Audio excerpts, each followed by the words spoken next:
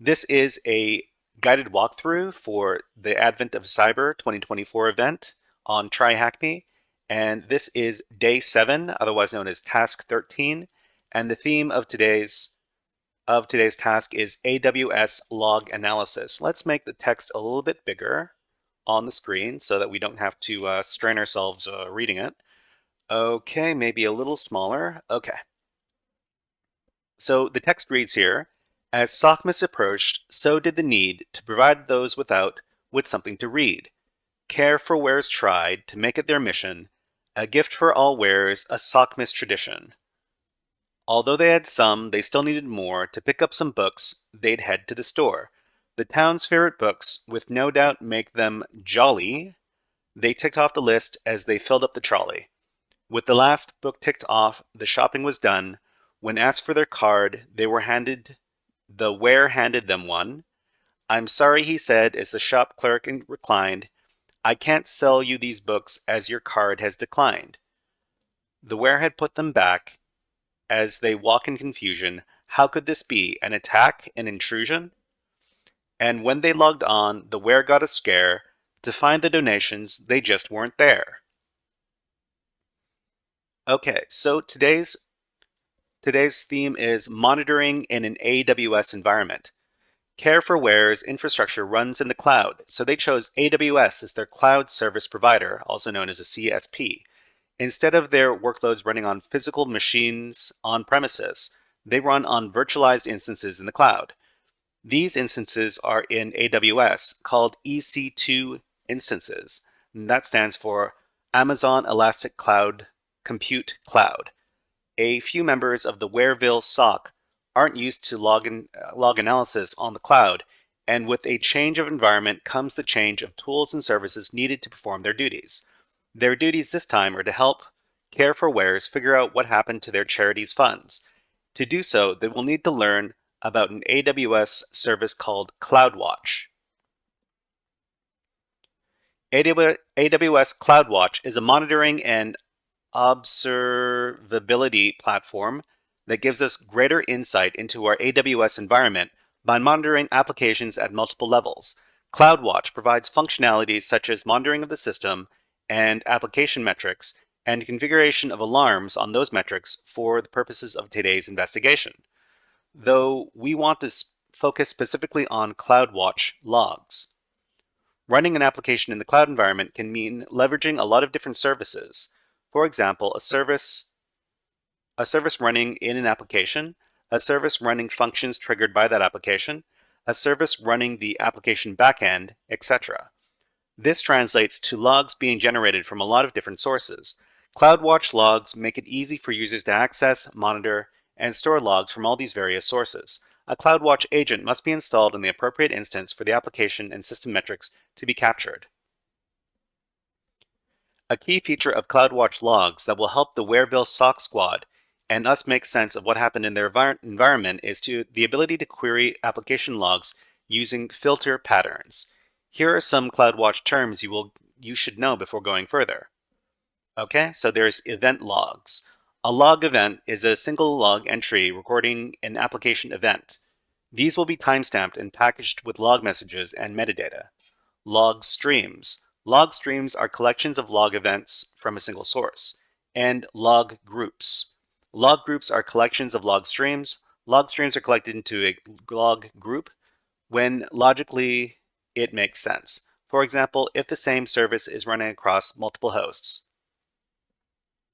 CloudTrail.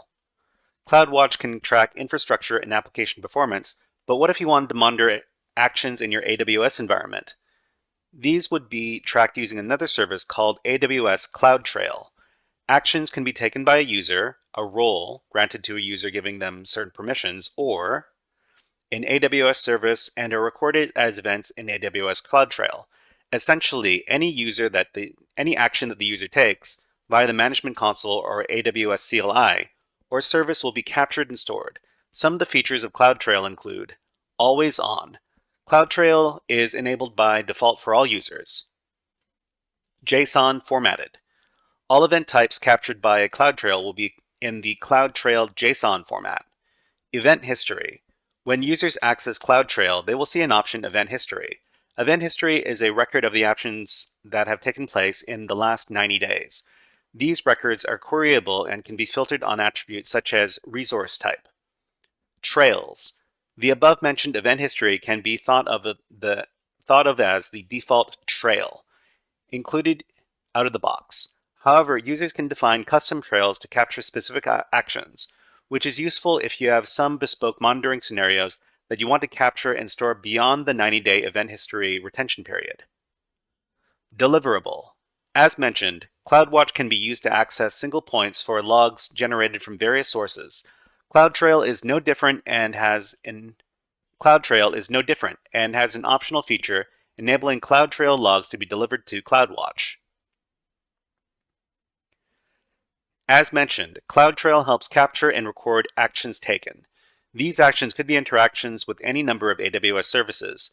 For example, services like S3, Amazon's Simple Storage Service used for object storage, and AIM, AWS's Identity and Access Management Service, can be used to secure access to your AWS environment with the creation of identities and assigning of access permissions to those identities. Will have actions taken within their service recorded. These recorded events can be very helpful when performing an investigation. Intro to JQ. What is JQ? Earlier, it was mentioned that CloudTrail logs were JSON formatted. When ingested in large volumes, this machine-readable format can be tricky to extract meaning from, especially in the context of log analysis. The need then arises for something to help us transform and filter JSON data into meaningful data that we can understand and use to gain security insights. This is exactly what JQ is and does. Similar to command line tools such as sed, awk, and grep, JQ is a lightweight and flexible command line processor that can be used on JSON. Okay, so how can it be used? Now let's take a look at how we use JQ to transform and filter JSON data. The wares being the wares, they stored their shopping list from the trip to the bookstore in JSON format. Let's take a look at that. Okay, so we've got a bunch of books with key value pairs over here. So book title, genre, page count, as well as the relevant values over here for various books.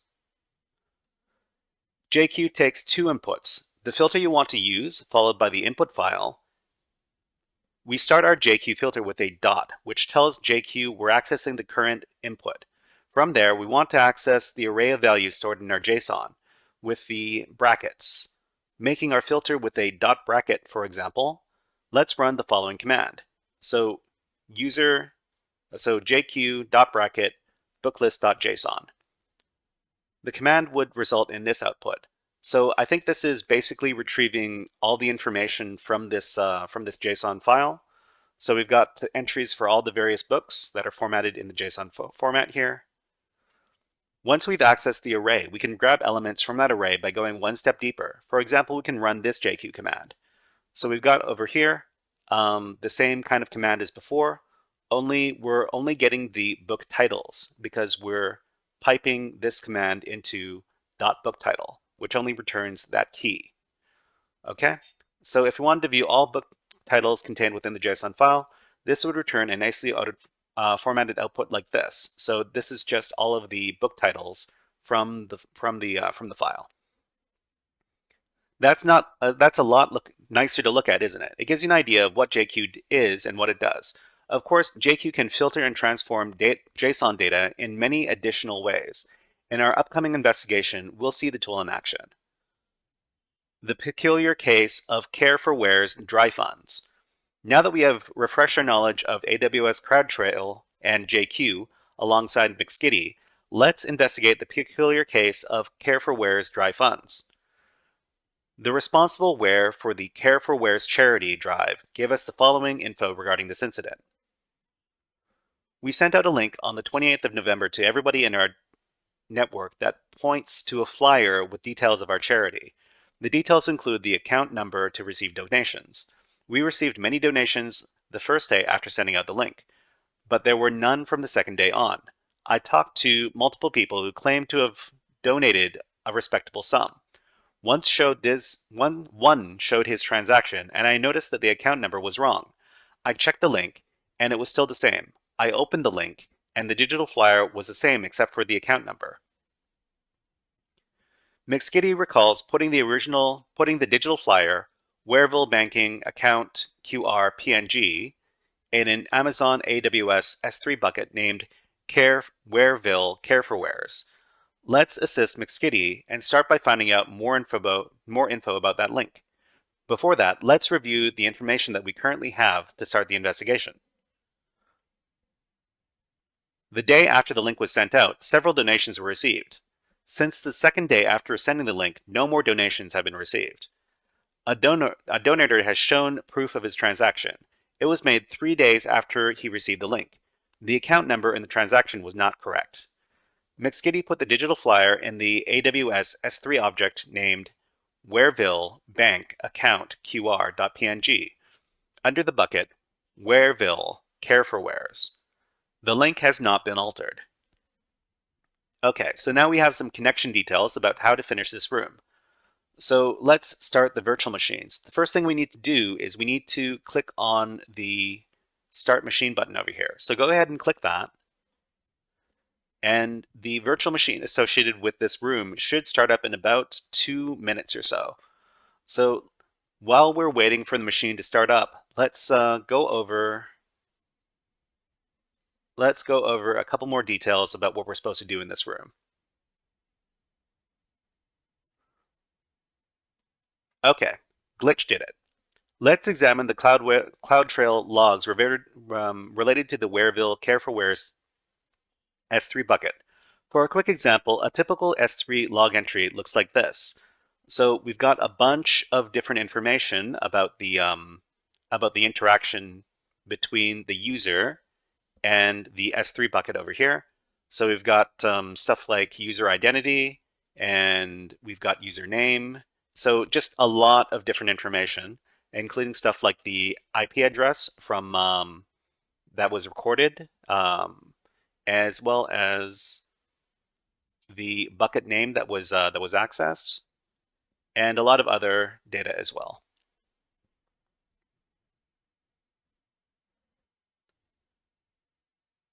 Okay, so it might be overwhelming to see the sheer amount of information in one event, but there are some elements that we can focus on for our investigation.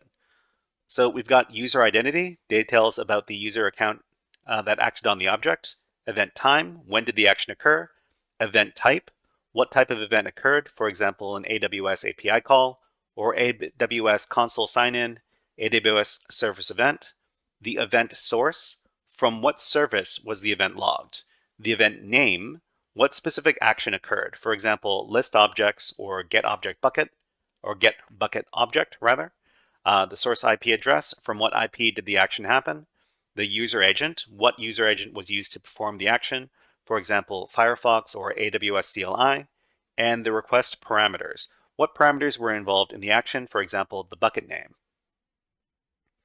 By using the guide above, we can read the example log entry as follows.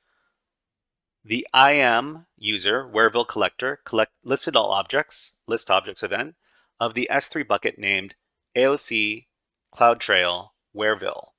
The IP address from which this request originated is this IP address over here.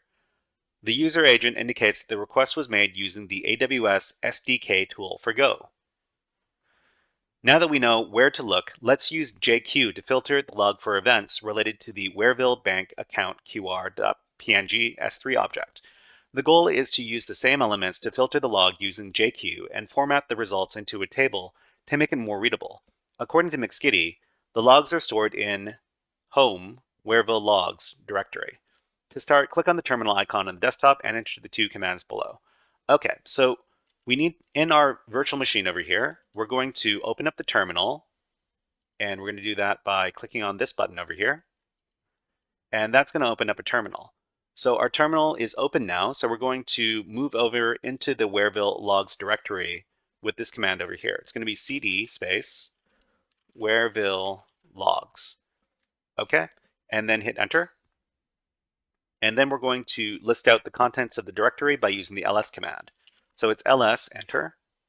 And we see here that there are two files, CloudTrail _log.json and rds.log. With the commands above, we've initially changed our current directory into the directory McSkitty mentioned via the cd command, and we listed the directory's contents using the ls command. As you can see, there are two files inside of it, but we will focus on the CloudTrail log.json for this investigation. Now let's start investigating the CloudTrail logs by executing the command below. Okay, so this is a bit of a doozy of a command, but let's copy the entire command here. And then let's see if we can just paste it. Okay, so we cannot just paste it, so we need to click on this button over here to hide the control bar for the attack for this machine. So after we do that, we click on this button over here to open up the clipboard, and in the clipboard we need to paste in our command that we copied from over here. After that, click on this button to hide the control bar, and then in the terminal, paste in using the Control-Shift-V command. Okay, and after that, we can then execute this command.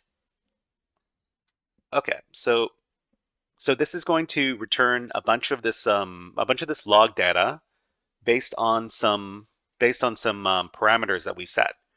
Okay, so let's do a quick breakdown of. Okay, so this is a bit inconvenient. I think I'm gonna make this a little bit smaller. Ooh, okay, and make this a little bit smaller than that, just so that I can read all the stuff on the page. A little bit smaller.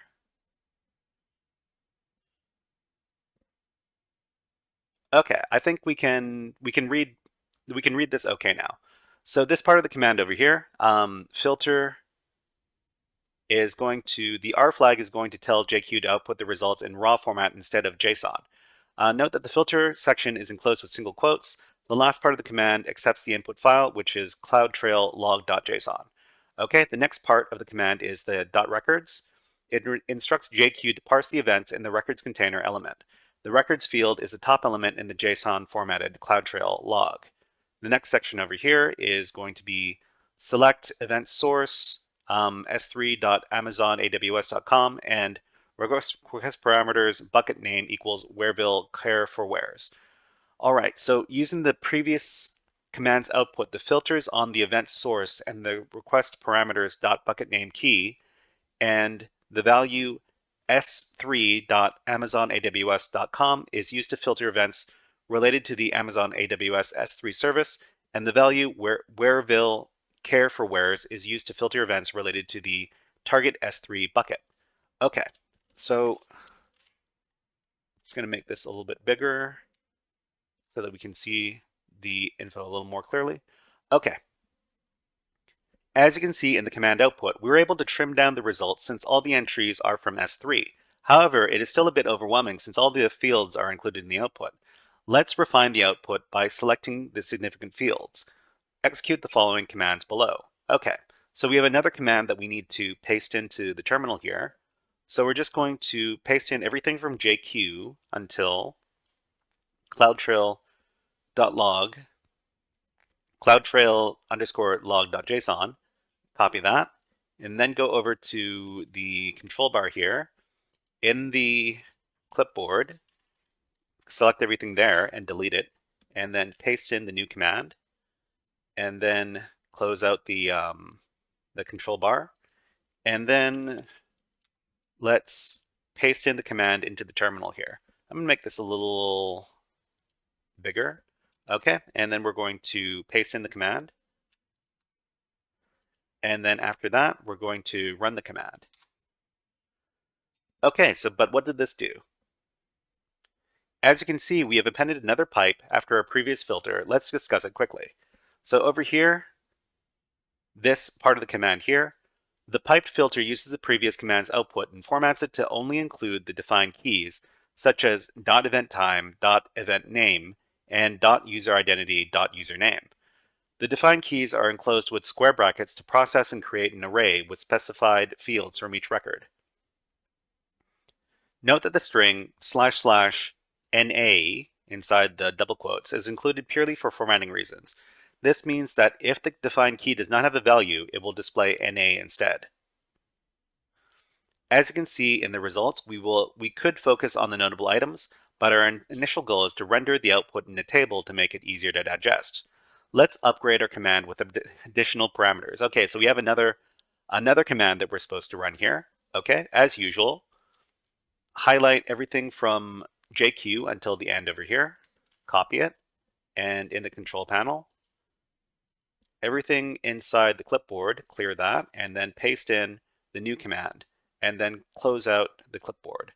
Okay, so let's run this command. So paste in the command, and then hit enter. Okay, so this is a lot easier. There's a lot less information here now. Okay. You may observe that we have added the following items to our command. So we've got this part over here, and it says the new command prepends the column header row, and it is defined using square brackets since it is an array that corresponds to the selected fields. Note that the comma is used before the select filter to combine with those of the select filter results we previously used. This next portion over here sets each array element, the output processed after the filters, as a line of tab-separated values. And the last part over here, it takes the output of the JQ command, now resulting in tab-separated values, and beautifies its result by processing all tabs and aligning the columns. Okay, so let's see. Okay. So the next part is, our crafted command lets us summarize S3 activities from a CloudTrail log. Now that we have crafted a JQ query that provides a well-defined output, let's look at the results and observe the events. Based on the columns, we can answer the following questions and build our assumptions. How many log entries are related to the Whereville care for wheres bucket? Which user initiated most of these log entries? Which actions did the user perform based on the event name field? Were there any specified files edited? What is the timestamp of the log entries? What is the source IP related to these log entries? Looking at the results, 5 logs seem to be related to the Whereville care for wheres bucket, and almost all are related to the user glitch. Aside from the listings, the objects inside the bucket, the most notable detail is that the user glitch uploaded the file Whereville bank account qr.png on November 28th. This seems to coincide with the information that we received about no donations being made 2 days after the link was sent out. McSkitty is sure there was no user glitch in the system before. There is no one in the city hall with that name either. The only person that McSkitty knows with that name is the hacker who keeps to himself. McSkitty suggests that we look into this anomalous user. McSkitty fooled us. McSkitty wants to know what this anomalous user account has been used for, when it was created, and who created it. Enter the following command to see all of the events related to the anomalous user. We can focus our analysis on the following questions. What event types are included in these log entries? What is the timestamp of these log entries? Which IPs are included in these log entries? And what tool/OS was used in these log entries? Okay, so we've got a new command over here. So as usual, we're just going to highlight it and copy it. Then in the control panel, we're going to paste into the clipboard, and then we're going to run the command. Okay, let's make this a little smaller so that we can see some more of the columns. And let's run the command again. Okay. The results show that the user glitch targeted the S3 bucket. The most notable event is the console login entry, which tells us that the account was used to access AWS Management Console using a browser. We still need information about which tool and OS were used in the requests. Let's view the user agent value related to these events using the following command. Okay, so there's a new command over here. Copy it. Then paste it into the clipboard. And let's run the command.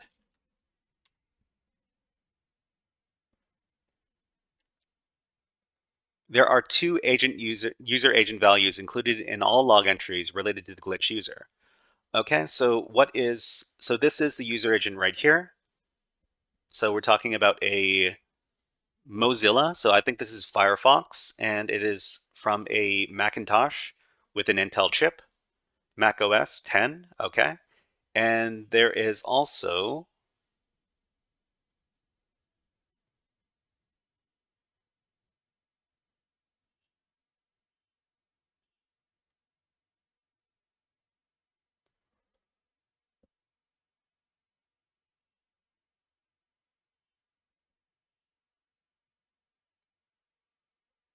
this over here. So there's S3 console. I guess this is the some sort of CLI interface, and it was accessed using some sort of, it looks like some sort of Android device over here from Linux. Okay. So an experienced attacker can forge these values, but we should not dismiss this information. It can be valuable when comparing different log entries for the same user. We will park the current information for now. Let's gather more information to connect the dots. The next interesting event to look for is who created the anomalous user account. We can filter for all IAM related events, and this can be done using the select filter .event source equals IAM AmazonaWS.com. Let's execute the command below and answer the following questions. What event names are included in the log entries? What user executed these events? And what is this user's IP? Okay, so we've got the command right here. We're going to copy it. And as usual, we're going to paste it into the clipboard. And then we're going to run it in our terminal.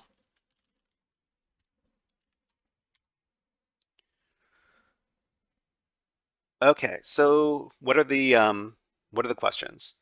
What event names are included in the log entries? We've got event names, list policies, get policies, create login profile. This is kind of a unique one over here. And attach user policy is another unique one as well. And what user executed these events? These are all done by the McSkitty user over here. And what is this user's IP?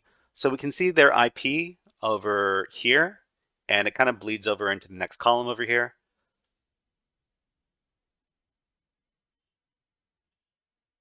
So it looks like the IP is all the same IP across these logs over here. All right. So based on these results, there are many list policy events. By ignoring these events, it seems the most significant IAM activity is used about the user McSkitty invoking the create user action and consequently invoking the attach user policy action. The source IP where the requests were made is this IP right here. Remember that this is the same IP the anomalous user glitch used. Let's have a more detailed look at the events related to the create user account, create user action by executing the command below. Okay, so we've got this command. Let's copy it, paste it in, and then run the command.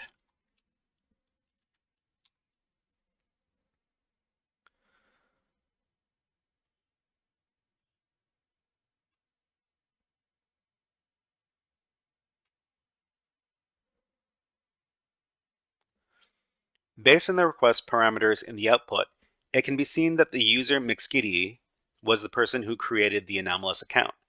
Okay, so we're looking at the request parameters, and request parameters is username glitch.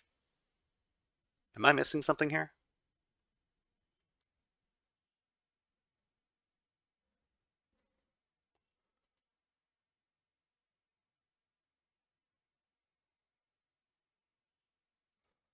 Now we need to know what permissions the anomalous user has. It could be devastating if it has access to our whole environment.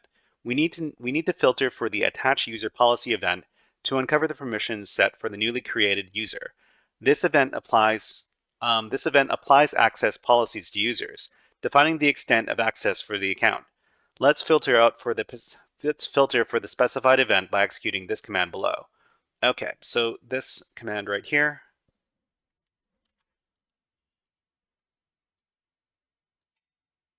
Clear this, paste it in. Run the command. Okay. So I think what we're looking for is this right here.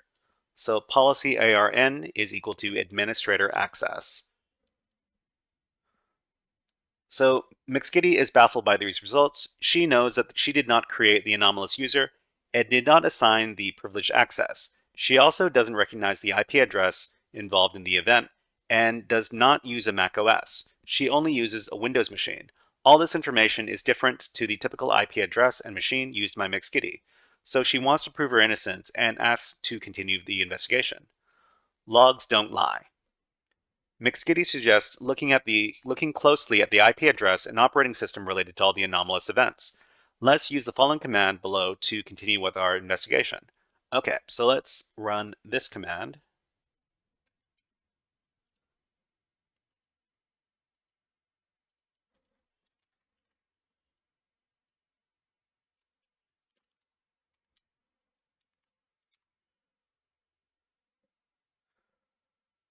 Okay, so it looks like, based on the command output, 3 user accounts, McSkitty, Glitch, and Mayor Malware, were accessed from the same IP address. So the IP address across all of these logs are the same, but they're associated with different users, such as McSkitty, Glitch, and Mayor Malware over here. The next step is to check each user and to see if they always work from that IP. Let's focus on each user and see if they've always worked from that IP. Enter the command below and replace the placeholder with the username.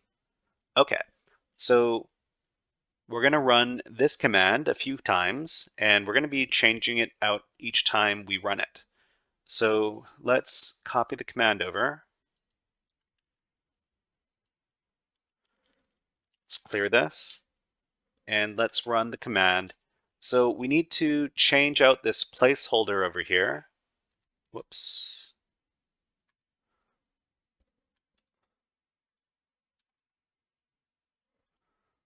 So I guess we need to manually, is it Alt? Okay. So Alt lets us move up a little bit faster when we're using the arrow keys. All right, so placeholder over here. We're going to replace placeholder with the first user, and the first user is going to be Glitch. Okay, and Glitch, after that, let's run this command. So we need to take a look at what IP address they're usually associated with. And in this case, it is 53 and then 69 at the end. Okay.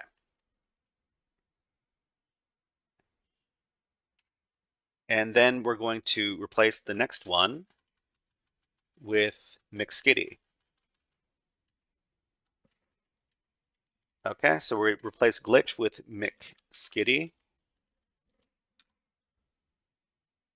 And McSkitty is associated with 2 different IP addresses. There's 53 and 69 over here, as well as 31 and 79 over here. So there are 2 different IP addresses associated with McSkitty. And the last one we're going to check is the one for Mayor Malware. So let's move into the name here, and the name is going to be Mayor_malware. Okay, run this command. And we see that Mayor Malware is always associated with this 53 and 69 IP address.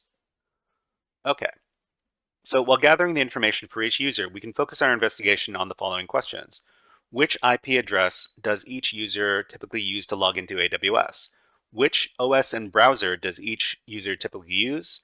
And are there any similarities or explicit differences between the IP address and the operating systems used?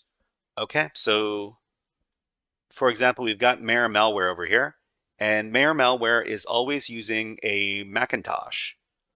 So every time they're using a Macintosh, and if we look up over here, this is the McSkitty user, and the McSkitty user is using a Windows 10 machine, except that when they access using this IP address, they're using a Macintosh.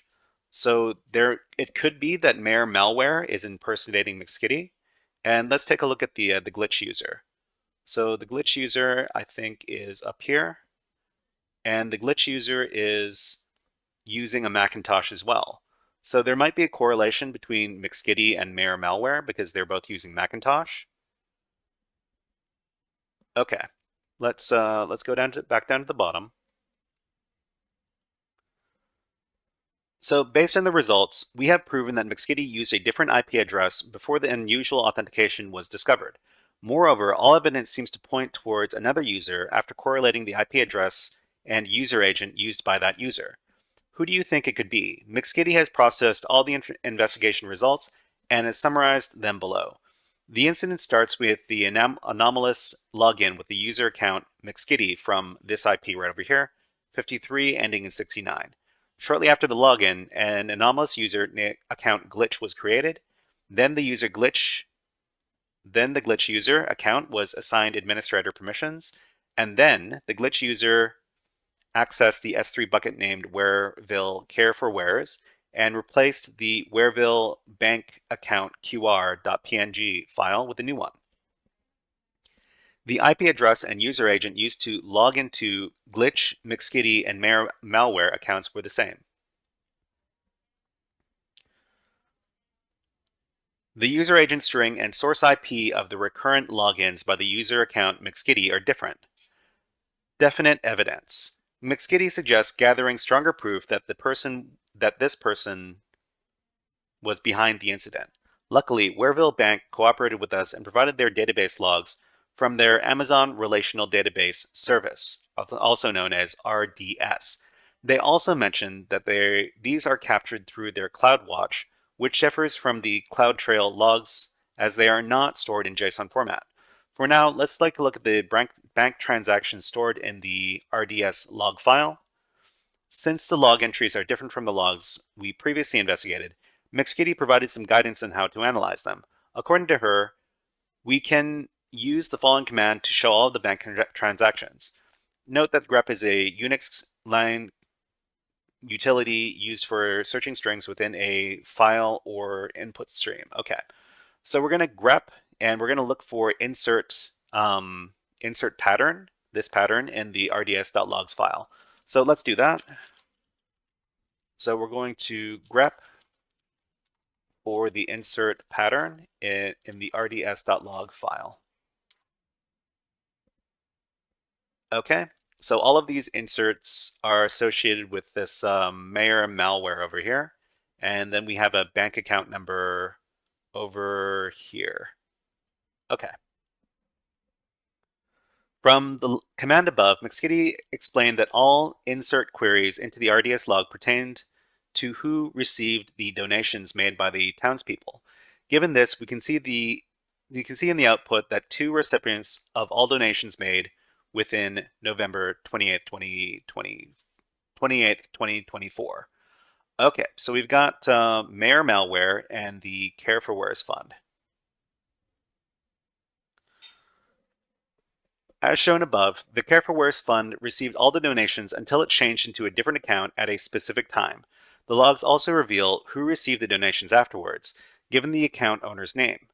With all these findings, McSkitty confirmed the assumptions made during the investigation of the S3 bucket, since the sudden change in bank details was reflected in the database logs. The timeline of events collected by McSkitty explains the connection of actions conducted by the culprit. Okay, so we've got timestamp, source, and event.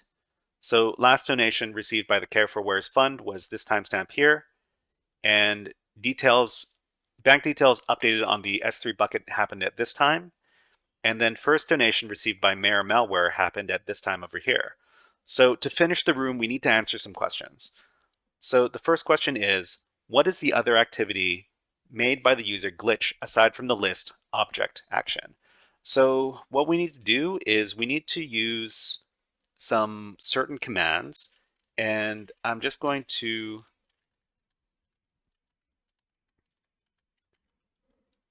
explain what's going on with the commands as I run them. So let's clear, and then I'm going to paste in the command over here.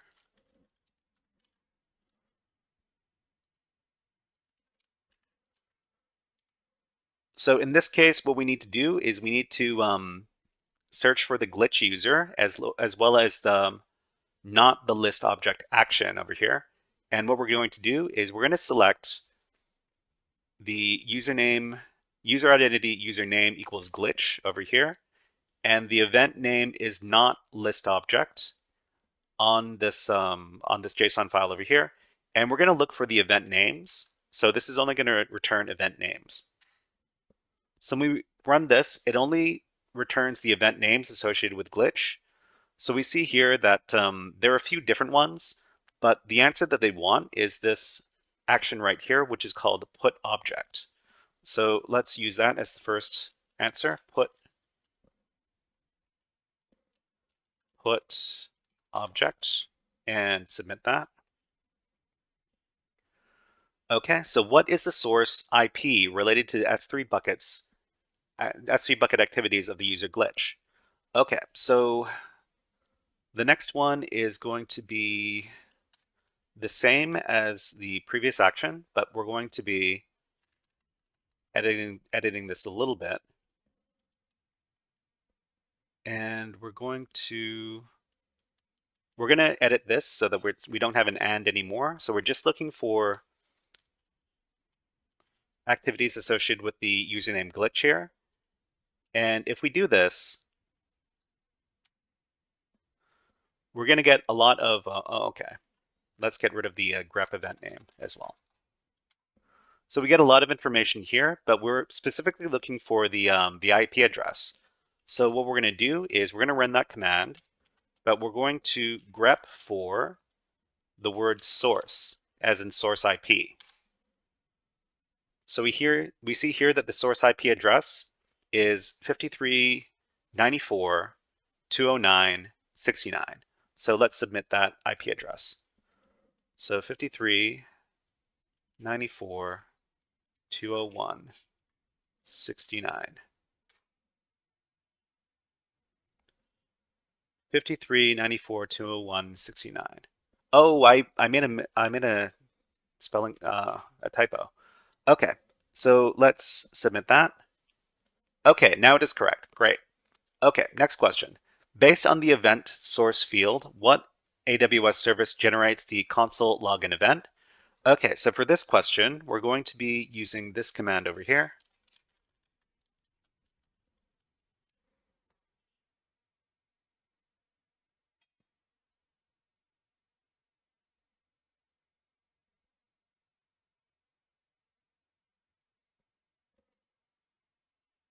And that's going to be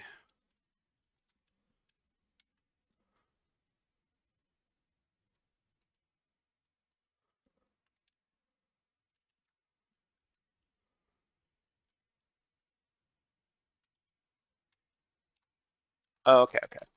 All right, so this is the command right here. So this is going to be looking for the event name, console login, and then we're going to look for event source inside of these logs. So if we do this, we see that the event source is signin.amazonaws.com.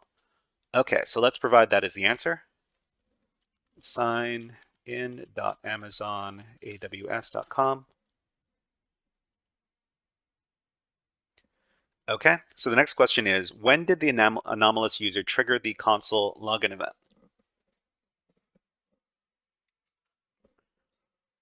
So for that question,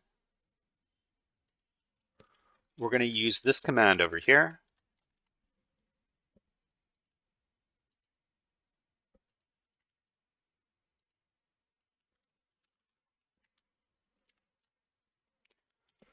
So what this command is, it's going to look in the event name, which is equal to console login, and user identity username equals glitch, which is the name of the anomalous user. And then we need to look at the time.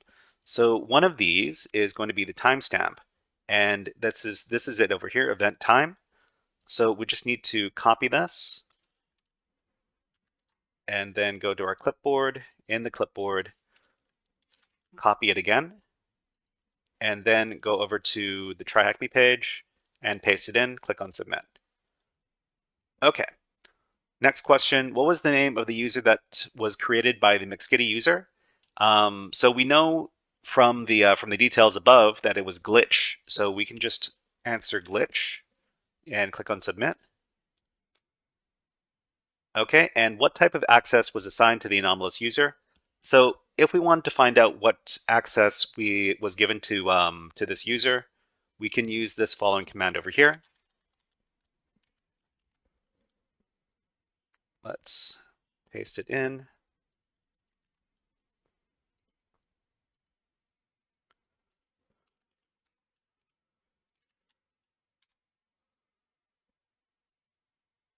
Oh, sorry. Let's take a look. So we've got we're selecting the name equals McSkitty because we know that McSkitty created the glitch user, and we're going to be taking a look at the event name equal to attach user policy. So attach user policy is the event that that gives permissions to users, and in this case, inside the policy ARN, they gave administrator access. So that's the answer. So administrator access. Submit that. Okay. The question here is, which IP does Mare malware typically use to log into AWS? So to find out what IP that Mare malware uses, we can use this command over here.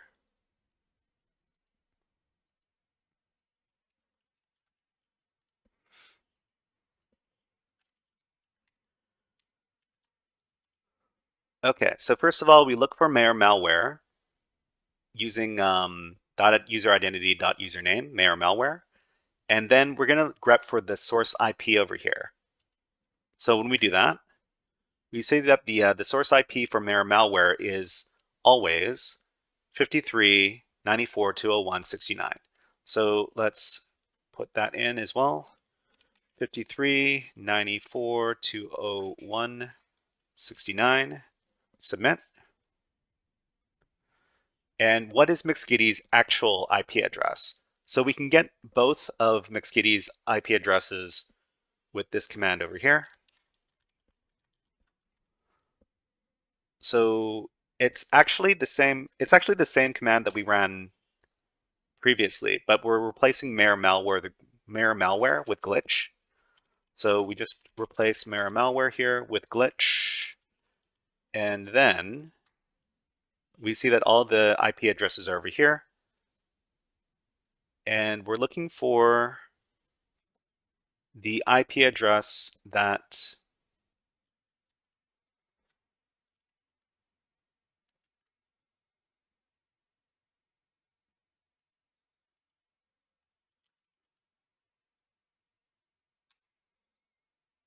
okay, and the command is this one right here.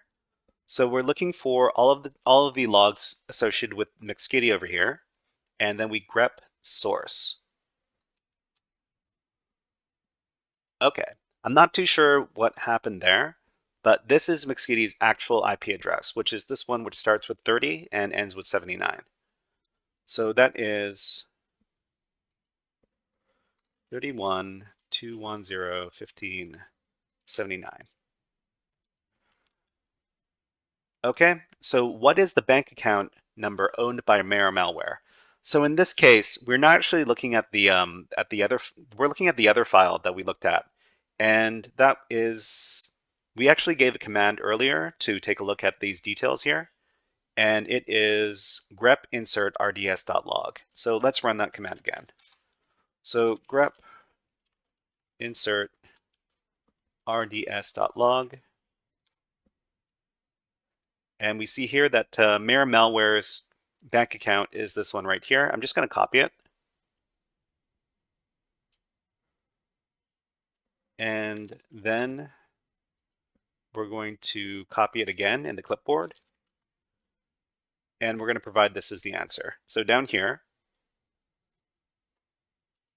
paste in the number, click on submit, and then we're done. Okay, so we're actually done with this room now. The last question here, want to learn more about log analysis and how to interpret logs from different sources? Check out the log universe room over here. We just need to click on complete, and then we're finished with this entire day. All right, thank you very much for joining us for this guided walkthrough of day 7 of TryHackMe's Advent of Cyber. So if we want to be nice, we want to click on Terminate Machine over here, and then go back up to the top. Hey there, HackerFrogs! Are you enjoying this workshop? Learning new concepts and skills? If so, there's a way you can support the channel, and it's totally free. Just click on the subscribe button below the video. Also, click on the like button. And if you have questions or comments on this workshop, please leave them below the video. Thanks for listening. And now, back to our scheduled programming.